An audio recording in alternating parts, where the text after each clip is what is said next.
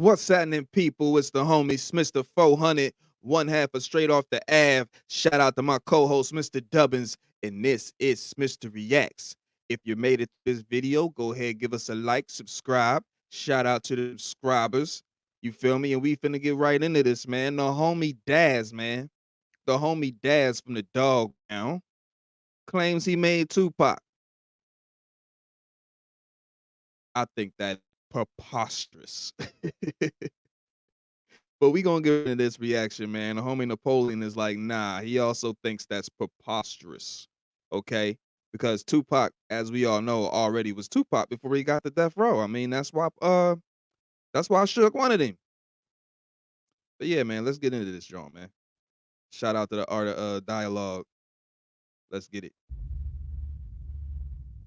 How you feel about the people that been pushing the narrative? And I've been hearing this for a while now, man, for years. How you feel about the people that say that Death Row made Tupac? I don't, I would say that before, well, man, everybody might know before Pac went to Death Row, he was already big. He was already selling millions. You know what I mean? He was already an actor. He was already selling millions of records. He was already, a superstar. Pac was already a superstar. I think Death Row did add to, his celebrity status the same way he added to Death Row. You know what I mean? I think they pushed each other because Death Row was already a big record label as far as the records, the rappers they had on it. Pac was already coming as his own star. You know what I mean? So I think they just complimented each other. That's all. Pac was already big. Death Row was already big. They complimented each other. Pac did sell more records when he went on Death Row. But he was already a platinum selling artist for sure. Yeah, that's facts. I mean, he was a platinum artist before he went to Death Row. I even did some research right now, and I went to a website where, they give you the plaque when you go to platinum. And yeah, I'm looking at it right now, and they got Tupac down as a platinum artist before he went to For Death sure. Row. They say that Me Against the World and Strictly for My Niggas went platinum before Tupac went to Death Row. And not to mention, he was in big movies too. So Shoes, Poetic Justice.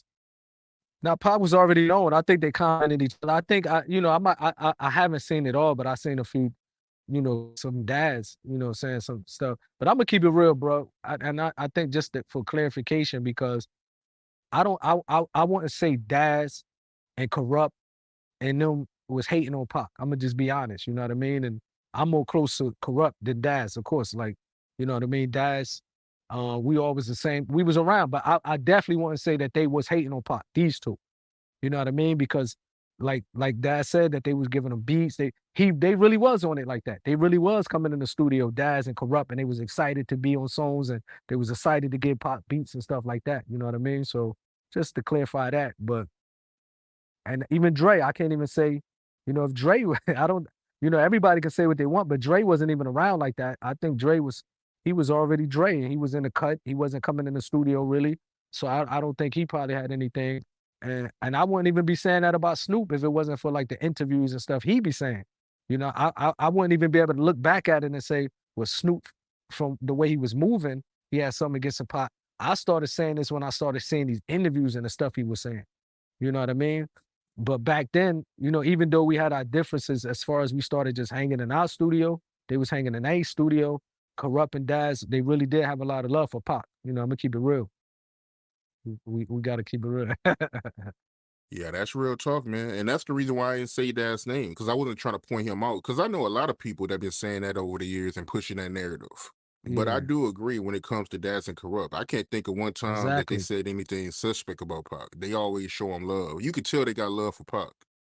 Yeah. So and just to clarify, even with Snoop, like I said, I don't know what's in the heart of a man. Only God knows what's in the heart of a man. I can't say if he was jealous. I just know his interviews and the way he speak on Pac is not how a homie speak on his dead homie. You know Mm-hmm. what I mean? You don't think of you try to you don't try to show your homie in a negative light because he's dead. He's not here to even defend himself. Okay, when Right. you have enemies talking about Pac, everybody talk about everybody have their opinion. So when you see people who just don't like Pac and they're online, that's their opinion. We can't jump and get mad at everybody who have this opinion. You know what I mean? But if you his friend and you're supposed to be his homie, you should not be speaking negative about him while he's not here. I can't say nothing about Daz or Corrupt or Dre because they always had love for Pac. You know what I mean? People might have their own opinion. I never heard Dre speak bad about Pac, even after Pac dissed him. You know what I mean? Like he never said nothing bad about Pac. Pac did songs against him. And Daz and Corrupt, they love Pac. I remember like how I used to see how they interact in the studio with Pac. So, I think they really have genuine love for him. Yeah, I agree. Just me thinking about some of the comments that Snoop made about Pac over the years, Yeah. man. I mean, like when you say stuff like, hit 'em up, I never thought that song was all that. I don't know, man. That's a little weird to make a comment about that, about, he was somebody that you called a friend, he Yeah. was you know. hating. That's what just threw me off. Just, you know what I mean? Just from what I hear in this interview, it just had me, you know what I mean? And I know nobody's picking on Snoop and want to come on and keep talking about him. But it is what it is. It's just that you don't if you got love for an individual, he died, you're not gonna be, throwing him under the bus. You're not gonna be saying nothing negative about him, even if, you might have something to say, but you still gonna say, well, you know what, he been dead, man. Let me just not even say anything. You feel me? But back to people saying that Death Row made pop. He sold more records when he was on Death Row. You know what I mean? So people might look at it from that standpoint of view, where they might say, well, he wasn't selling 20 million records until, I think they both complemented each other because they was able to promote Pac the way he needed to be promoted. You know what I mean? He was able to go to Suge and say, I need this marketing, I need this. And he had full backing when he was on Death Row. So he Right. didn't have that on Interscope. Mhm. Interscope was always, they wasn't really allow him to really like clip his wings and go freely. Right. Death Row, they wanted him like, bro, this is what you want to do. You want to do it? Go ahead. You know what I mean? So, but to be fair, he definitely sold more records on Death Row. But man, Pac was the biggest. He was already a big superstar. He was the He was man. already, you know what I mean, a platinum selling artist. He was already in some of the biggest movies. Can't take that from him. And if we being honest, even though Tupac sold the most with All Eyes on Me, most people would say Tupac's best body of work is Me Against the World. And you got some people that will say that Machiavelli is better than All Eyes on Me. Even me, I'll say that. Yeah, he was different. Yeah, it is what it is. You have some, and I think he was going through different stages of life when he Yeah. was doing Me Against the World. He was at another stage of life with All Eyes on Me. And when he did Machiavelli, he was heated but calm. Like All Eyes on Me, I would say he fresh out of jail, so heated. Machiavelli album, he was a little more calm and a little strategic. You know what I mean? And he was just growing.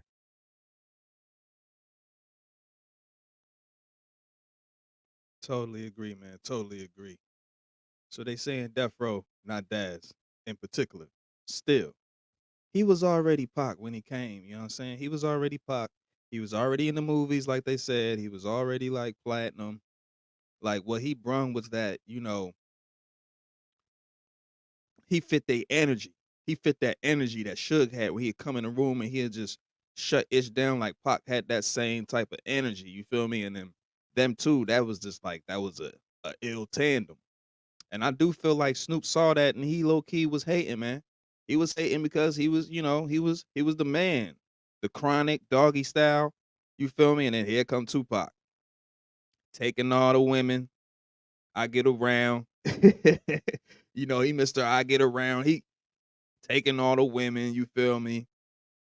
Real smart, real intelligent. You feel me? Shutting it down. That's my opinion. But how y'all feel about the situation, man? Sign off in the comments. If you made it this far, go ahead, give us a like and a subscription. You feel me? Um, yeah, man. Tune in. New content every day. New streams, new vlogs. You feel me? New shows. Oh yeah, new shows. We turning it up. We got the merch on deck. You feel me?